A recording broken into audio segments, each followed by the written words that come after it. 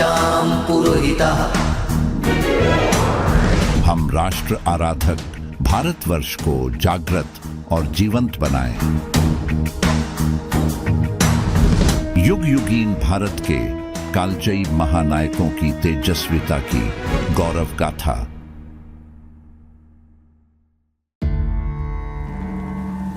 कर चरण कृतं वा कायजं कर्मजं वा श्रवणनयनजं वा मानसं वा पराधम् विहितमविहितं वा सर्वमेतत्क्षमस्व। जय जय करुणाब्दे श्री महादेव शंभू।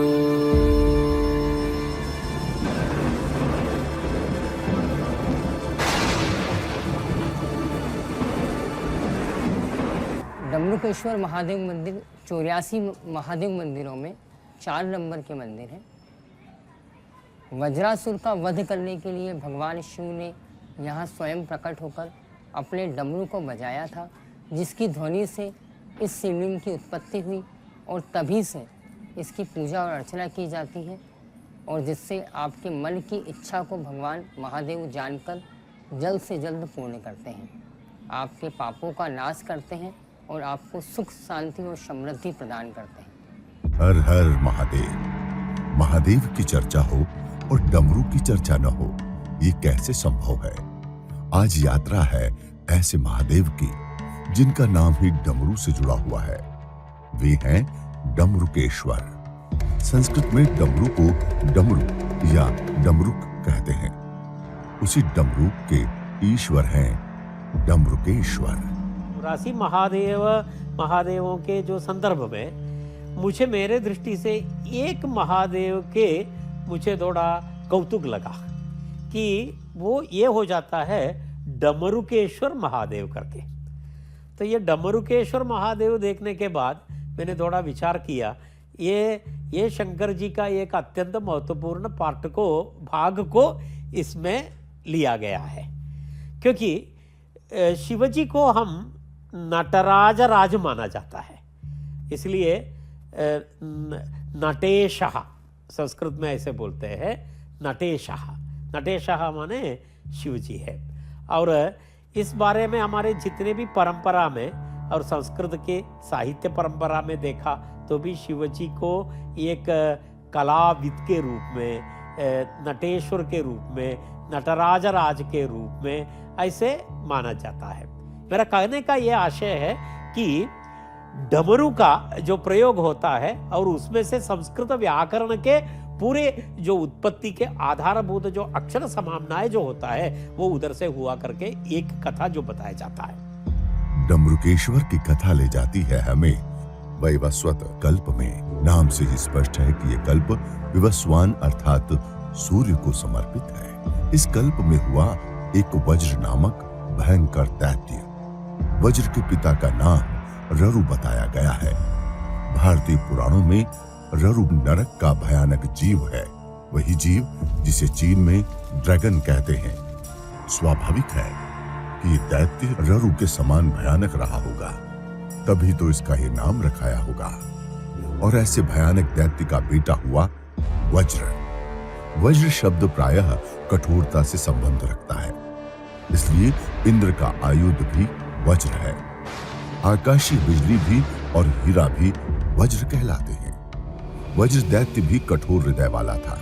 इसने न केवल स्वर्ग से देवताओं को निकाल दिया, अपितु यज्ञकर्ता, तपस्वी आदि भी इसके द्वारा मारे जाने लगे। स्वाध्याय, यज्ञ, उत्सव ये सभी धरती से लुप्त हो गए। ब्रह्मा भी इस दैत्य को अवध्य जानकर व्याकुल हो गए। व्यथित देवता और ऋषि एकत्रित होकर इस दैत्य के वध के लिए मंत्रणा करने लगते हैं।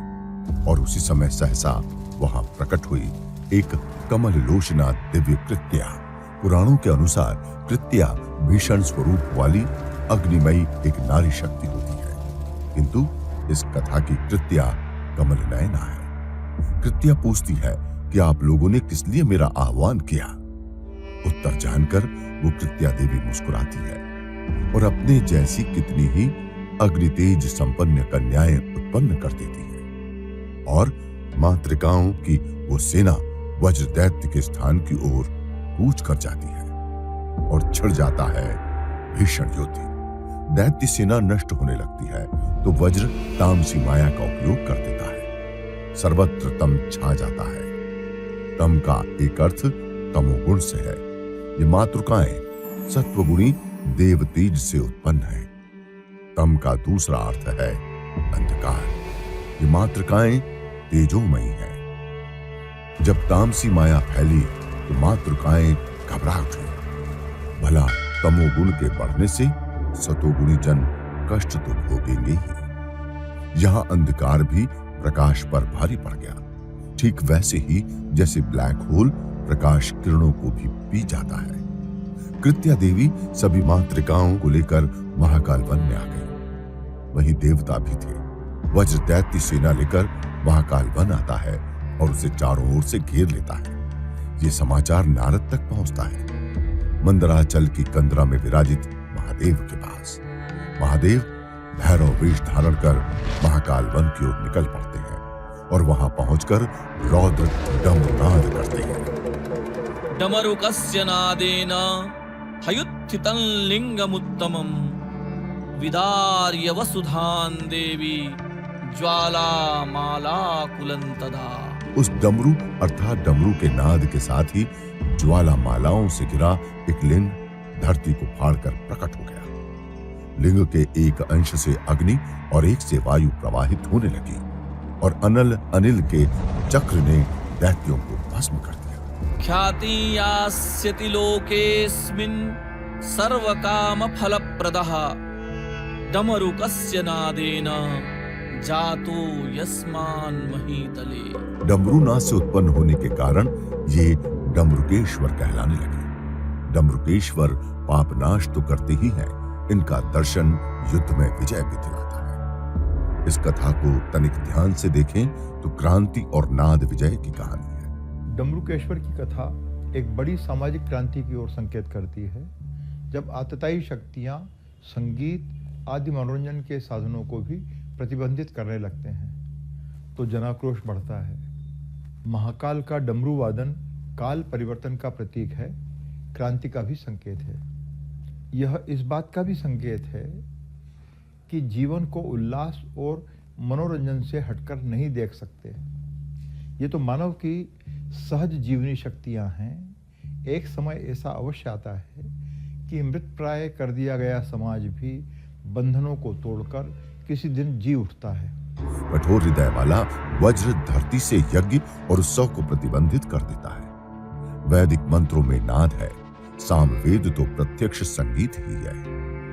उत्सव भी तो संगीत बिना अधूरी ही होते हैं। ऐसा प्रतीत होता है कि वज्र ने वेद और संगीत को प्रतिबंधित कर दिया, ठीक वैसे ही जैसे अब भी कुछ शक्तियां संगीत को पाप बताकर रोकती हैं। यज्ञ रुके तो वैदिक नाद नष्ट हो गया, उत्सव रुके तो संगीत नष्ट हो गया। नर से संगीत दूर हुआ तो जीवन का सब रस चला गया। इंद्रियां व्याकुल हुई तो उन इंद्रियों के अधिष्ठाता और पोषक देवता भी शक्तिहीन हो गए। फिर होता है देवताओं का मानस मंथन और कमल नयन कृत्या की उत्पत्ति। ये कृत्या कला का प्रतीक प्रतीत होती है। कृत्याओं के मुख ज्वालामाला से आवृत है, ठीक वैसे ही जैसे महादेव का नटराज स्वरूप भी ज्वालामाला से आवृत है। ज्वाला अर्थात तेज, ऊर्जा और लगन। कला साधना में अत्यधिक ऊर्जा की आवश्यकता होती है। जैसे अरणि मंथन से लकड़ियों के भीतर छुपी अग्नि भी प्रकट हो जाती है, वैसे ही लगन से कलाओं का विकास होता है।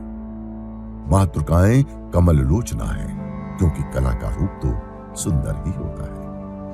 दैत्य सैन्य एवं मातृकाओं के युद्ध में वज्र करता है तामसी माया का प्रयोग। एक और प्रकाश ज्ञान का प्रतीक है तो तम अर्थात अंधकार अज्ञान का। निष्ठुर हृदय वज्र अज्ञान की पराकाष्ठा है। उस अज्ञान रूपी अंधकार में कलाएं भी प्रकाशित नहीं हो पाती। फिर वे मातृकाएं आश्रय लेती है महाकाल की भूमि का, जो आज भी कलाओं और उत्सव की भूमि है। ऐसी भूमि जिसके विषय में प्रसिद्ध है कि यहाँ सप्ताह में 8 उत्सव होते हैं। फिर दैत्यों का महाकालवन को घेरना और नारद का महादेव को ये समाचार सुनाना। वीणा और खड़ताल बजाने वाले नारद, वे तो स्वयं संगीत का जीवंत प्रतीक है। महादेव उस समय विराजे हैं मंदराचल में। ये पर्वत मंथन का प्रतीक है। सागर मंथन के समय यही तो मथानी बना था। महादेव का मंथन लाता है एक क्रांति। वे भैरव रूप धारण करते हैं। भैरव अर्थात भयानक स्वर। जब क्रूर शक्तियां जनता के स्वर का दमन करती है तो एक क्रांति के रूप में वही जन स्वर मुखर उठता है। फिर होता है महादेव का डमरू वादन। नाद का प्रतीक है डमरू, क्योंकि वो आदि वाद्य है। डमरू की डम डम ध्वनि हृदय के स्पंदन से भी तुल्यता रखती है, इसलिए ये जीवंतता का भी प्रतीक है। गीतं वाद्यं तथा नृत्यं त्रयं संगीतमुच्यते। इस उक्ति के अनुसार गीत, वाद्य और नृत्य, ये तीनों संगीत कहलाते हैं। गीत और नृत्य में लय का नियंत्रण करती है ताल, और ताल संबंधित है वाद्य से, और महादेव का वाद्य है डमरू। डमरुकेश्वर का धरती को फाड़कर प्रकट होना प्रतीक है डरी सहमी प्रजा से भरी शांत भूमि पर संगीत की पुनः स्थापना का। ये डमरुकेश्वर भी ज्वालामाला से आवृत है, अर्थात ये नटराज का ही भिन्न स्वरूप है। नटराज से अग्नि का संबंध तो है ही, इसलिए उसकी उत्पत्ति में कोई आश्चर्य नहीं। किंतु वायु की उत्पत्ति वह क्यों? क्योंकि नाद का प्रसार तो वायु ही करेगी ना। डमरुकेश्वर का जो रूप है, उनके एक हाथ में डमरू है और साथ ही उनका संबंध अग्नि से भी है। अग्नि की चर्चा, ज्वालामाला की चर्चा, और यह जो ज्वालामाला हम देखते हैं वह नटराज के विग्रह में हमें दिखाई देती है। अग्नि का और डमरू दोनों का समन्वय नटराज के विग्रह में। मयमतम जो वास्तु का ग्रंथ है, उसमें शिव की नित्य मुद्रा की चर्चा होती है। वहां नटराज का विग्रह दर्शाया गया है। नृत्य और नृत्य, तांडव और लास्य, ये नाट्य शास्त्र के जो ज्ञाता हैं वह जानते हैं। नृत्य क्या है? जो केवल ताल पर आश्रित है, कुछ मुद्राएं उसमें होती हैं, लेकिन जब उसमें भाव जुड़ जाता है तो वह नृत्य कहलाता है। शिव नृत्य करते हैं, तांडव करते हैं, और पार्वती नृत्य करती हैं, लास्य। और वो जो नटराज की मुद्रा है, कैसी है? नृत्यम भुजंग ललितम, भुजंग ललित मुद्रा की बात हो रही है। संध्यायुक्तम, संध्यायुक्तमिहोच्यते। तो कैसा वो भुजंग ललित नृत्य है, वो संध्या से युक्त है। अब ये संध्या क्या है? तो शैवागम में 7 तांडवों का उल्लेख है। उनमें आनंद तांडव है, उनमें पार्वती तांडव है, गौरी तांडव है, उसी में संध्या तांडव का उल्लेख भी होता है। और यह संध्या तांडव विशिष्ट इसलिए है कि अकेले शिव नृत्य नहीं कर रहे हैं इसमें, उनके साथ पार्वती, उनके शिवगण सभी नृत्य कर रहे हैं। जो सरस्वती हैं वीणा बजा रही हैं, और ब्रह्मा स्वयं झांझ बजा रहे हैं, और संध्या काल में प्रदोष वेला में यह नृत्य हो रहा है, इसलिए प्रदोष नृत्य भी इसको कहा गया है। और एक बात कि जो संगीत से जुड़े हुए नटराज हैं, वे डमरुकेश्वर की कथा में दैत्यों का नाश कर रहे हैं।